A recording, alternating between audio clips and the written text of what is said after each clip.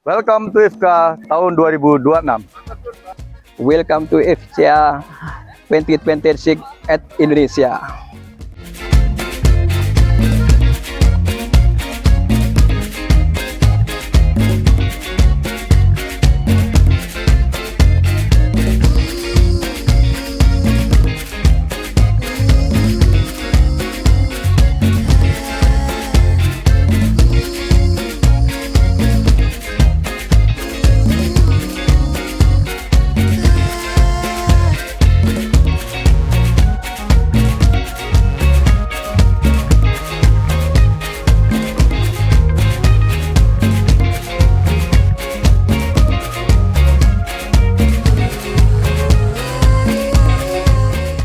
Oke, halo teman-teman. Ini saya sudah di pemberhentian berikutnya.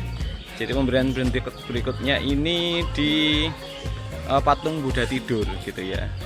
Jadi kalau teman-teman tahu di Thailand ada patung Buddha tidur. Nah, Indonesia juga punya nih gitu ya. Nah, tepatnya di area Trowulan. Nah, teman-teman nanti bisa lihat di dalam seperti apa Buddha tidurnya. Ini di bagian luarnya seperti ini. Jadi yuk kita lihat yuk. Oke, ini di depan ada patung Buddha Wijaya. Terus ini ada Yamabiku Viriyanandi Mahatera ya. Jadi di area ini pemukimannya sebetulnya banyak yang Muslim juga, namun di zaman dulu itu memang banyak Buddhisnya teman-teman. Jadi banyak Buddhisnya di sini. Ya, ini kita masuk ke area patung Buddha tidur. Nah ini ya di dalamnya.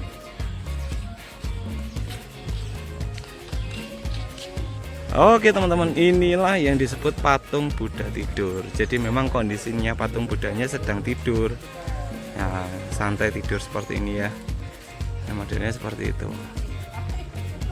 Gitu ya. Jadi ini patung Buddha tidur, tapi kalau di Thailand juga memang ada sih. Di Thailand juga ada, di sini juga ada. Gitu ya. Ini cukup menarik perhatian ya, karena memang tempat yang disakralkan oleh teman-teman yang beragama Buddhis. Ya, ini juga teman-teman sedang lihat gitu ya. Nah, itu ya, gitu. Ya. Oke teman-teman, jadi teman-teman sudah bisa lihat ya, itu patung Buddha tidur. Halo Mas. Halo. Gimana perjalanan hari ini? Capek ya? Tapi menarik banget. Menarik. Capek gitu pasti ya. capek, tapi sangat menarik. Dan terkesan ya? Sangat berkesan. Sangat Banyak berkesan. cerita-cerita sejarah yang kita tahu, Mojopahit. Mojopahit, terus Sejarah tadi tadi. di ini ya Buddha tidur, tadi di Gubuk Wayang juga Gubuk Wayang, gitu ya. iya. Terus tadi makan-makan juga ya kita ya. Baru tahu kalau Unyil itu ternyata udah mulai tahun 60-an sudah ada. Wih. Kita tahunya hanya tahun Di tahun 80-an ya. Betul Sekarang betul di betul. kawasan patung Buddha tidur, tempat wisata, tempat suci umat Buddha. Iya. Sudah dijadikan wisata. Ditambah jadikan wisata ya. Menarik menarik. Oke Mas. Ya, jadi menarik banget teman-teman. Ini ya, kalau teman-teman mampir ke area Mojokerto, jangan lupa untuk datang dan berkunjung langsung di area patung Buddha tidur, gitu ya teman-teman ya. Oke teman-teman, kita sudah dari patung Buddha tidur. Sekarang kita balik ke lokasi acara, gitu ya. Lokasi acaranya deket banget dengan lokasi Buddha tidur, tinggal jalan 100 meter mungkin. Ya, rumahnya Pak Joko. Kalau di Facebooknya namanya Merdeka Ontel. Nah, kita langsung ke sana. Terus kemudian nanti kita akan ikuti kegiatan untuk nanti malam. Yang pasti kita sudah jalan-jalan seharian. Nanti malam kita akan gathering nasional. Jadi nanti malam akan, nggak tahu caranya apa, kayaknya makan terus membahas-bahas tentang ontel, tentang penny farthing, rame-rame bareng-bareng. Jadi meriah gitu ya. Ikuti terus bersama saya Daniel di Sepeda Rat Kecil. Thank you teman-teman. Oke, halo sahabat ontelis dan ontelista yang ada di Indonesia. Ini kita mau kegiatan gathering ya, mau bahas tentang ontel gitu ya. Dari judulnya tulisannya Manifesto Sepeda di Indonesia. Nah, ini cukup menarik. Kenapa? Karena kita akan bahas tentang sepeda. Jadi eventnya itu bukan hanya ngomongin tentang ya hiburan kayak gitu ya, tapi kita kalau siangnya tadi kita rekreasi, nah malamnya kita mau bahas tentang detailing sepeda. Nah, teman-teman ikuti terus di Sepeda Rakyat Kecil karena saya akan merekam semua kegiatan hari ini. Jadi nanti kita juga akan tanya jawab, kita akan saling bertanya, saling menjawab gitu ya. Sebenarnya saya pengennya live gitu ya, tapi kayaknya nggak mungkin gitu ya. Kenapa? Karena ya teman-teman kalau live nanti nggak ada perasaan, wih gimana nih acaranya kayak gitu ya. Jadi yuk kita akan saksikan kegiatan malam hari ini, bahas tentang sepeda ontel, tentang manifesto sepeda di Indonesia. Saksikan terus di Sepeda Rakyat Kecil. Thank you teman-teman. Sebelum acara kita mulai, kita berdoa sama-sama semoga acara kita malam hari ini hingga berakhir besok diberi kelancaran, diberi keamanan, kesehatan hingga nanti kita kembali ke rumah masing-masing. Al-Fatihah.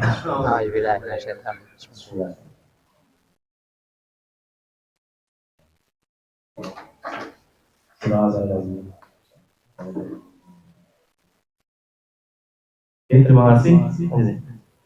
Oke, untuk selanjutnya untuk mempersingkat acara, kita buka presentasi, nanti akan dilanjut dengan diskusi. Waktu seluas-luasnya kami serahkan kepada saudara Pak Bisa. Terima kasih. Assalamualaikum warahmatullahi wabarakatuh. Oke, sambil menunggu ketua umum, sekali lagi terima kasih sudah diberi kesempatan dan semoga tidak bosen nih. Kayaknya nggak ada perkembangan setiap sinau mestinya harus gurunya ganti-ganti. Ya Gus ya, ngajinya nggak maju-maju. Ya, yang belum makan siapa ini? Mas Joko bisa sambil makan nggak apa-apa, sambil ngopi, sambil rokokan, bebas ya. Baik, Bapak Ibu sekalian, di kesempatan yang baik ini, syukur alhamdulillah bisa jumpa, bisa ketemu, bisa silaturahmi bareng setelah 6 bulan dari temu di Prambanan. Wabil khusus Mas Joko, terima kasih sudah beri kesempatan singgah dan merepotkan di kediamannya yang luar biasa ini. Kakek buyut ya ini ya, Belanda ya. Dan teman-teman sekalian, saya juga ingin mengucapkan terima kasih kepada orang-orang yang telah meluangkan waktu dan kesempatannya buat menghadirkan acara ini. Teman-teman Pak Bin, teman-teman di Mojokerto, Mas Agus, Mas Usman, dan juga Gus Yai Saiful yang mungkin paling semangat buat membawa sinaunya ke Mojokerto. Dan ini kota Jatim kedua gitu yang kita hadirkan untuk sama-sama sinau.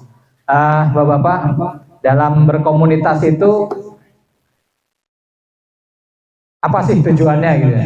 Ini sebenarnya pertanyaan yang selalu saya ulang kalau mau menghadirkan diskusi.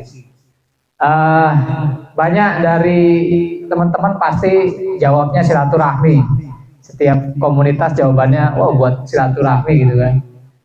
Padahal kalau kita pikir ya, kita buka HP itu ada alumni TK, alumni SD, alumni SMP, terus grup lingkungan, grup RT, grup RW, semua itu tuh silaturahmi gitu.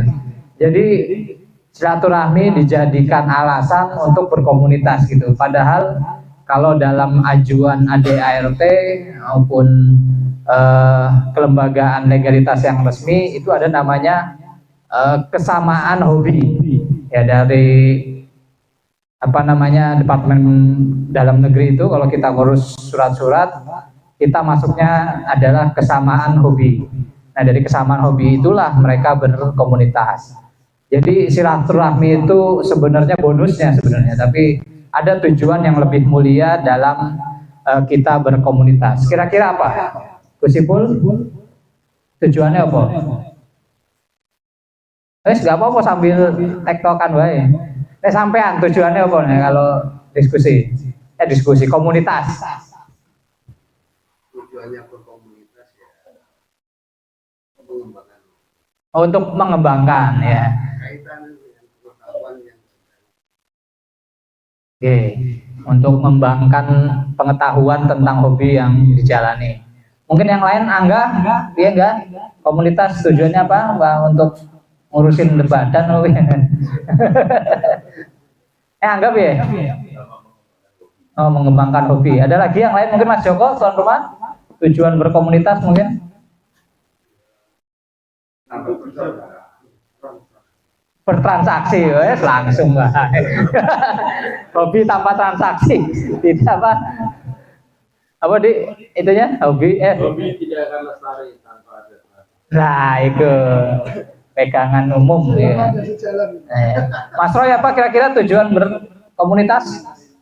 Nambah ilmu ya. Mungkin kalau saya ya berpendapat, saya udah sedikit baca buku banyak.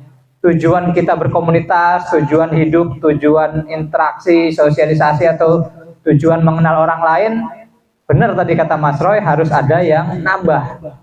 Jadi kita tuh harus memberikan value, memberikan nilai tambah. Untuk apa nih kita jauh-jauh dari Bekasi, dari kabupaten ke Mojokerto, apa nilai tambahnya gitu. Jadi apa nambah rezekinya, apa nambah ilmunya, apa nambah temennya gitu. Jadi komunitas tuh harus punya nilai tambah, sehingga nilai tambah tersebut bisa bermanfaat buat dirinya. Karena kan ini udah habis biaya, habis waktu dan lain sebagainya, masa kita pulang nggak nambah apa-apa gitu. Nah, makanya dalam dunia komunitas mencari value atau nilai tambah itulah yang harusnya dikedepankan daripada pakai alasan silaturahmi. Silaturahmi bonus gitu. Gusti Allah pasti harus ngasih bonus. Mau kita berdua, bertiga, berlima, atau yang datang ini ribuan ya, semua pasti butuh bonusnya silaturahmi.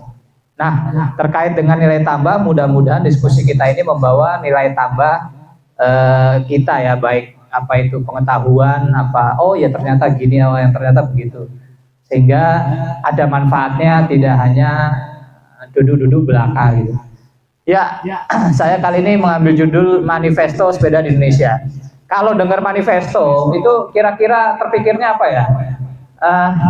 Di dunia ini ada yang pernah bermanifesto sangat ketara. Salah satunya mungkin teman-teman dengar Manchester United ya. Di era 90 di era 90-an